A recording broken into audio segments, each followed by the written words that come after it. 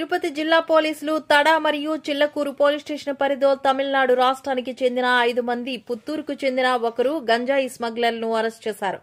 వారి వద్ద నుండి 25,50,000 రూపాయల విలువ కలిగిన గంజాయి, 3 కార్లు స్వాధీనం చేసుకున్నారు. తిరుపతి జిల్లా పోలీస్ కార్యాలయంలో బుధవారం ఏర్పాటు చేసిన విలేకరుల సమావేశంలో ఇందుకు సంబంధించిన పూర్తి వివరాలను ఎస్పీ సుబ్బారాయుడు మీడియాకు వెల్లడించారు.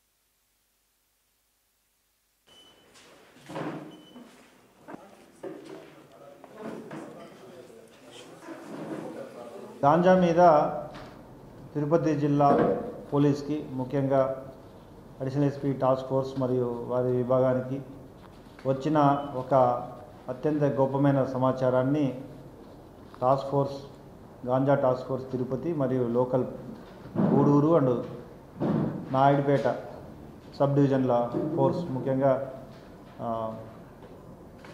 గూడూరు రూరల్ ఇన్స్పెక్టర్, వాళ్ళ ఎస్ఐలు, మళ్ళీ తడ పోలీస్ విభాగం, వీళ్ళు గత 2012లోనే అతను రిమూవ్ చేశారు.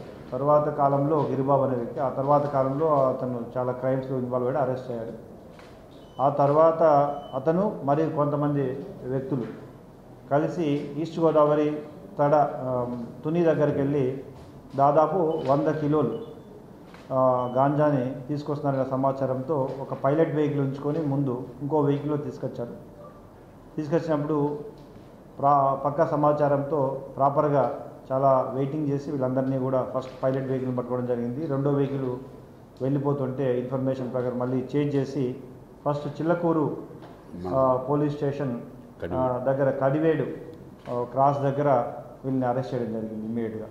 సో అక్కడ వాళ్ళ దగ్గర 72 కిలోల గాంజాను, తర్వాత 4 వ్యక్తులు, ఇంకొక కారు హ్యాండిల్ చేసుకున్నారు. ఈ కేసులో మొత్తం చిలుకూరు పోలీస్ స్టేషన్ లిమిట్లో 2 కార్లు, 72 కిలోల గాంజా, 4 వ్యక్తుల్ని హ్యాండ్ ఓవర్ చేసుకుని కేసు రిజిస్టర్ చేసి ఇమ్మీడియట్గా వాళ్ళు అరెస్ట్ చేయడం జరిగింది.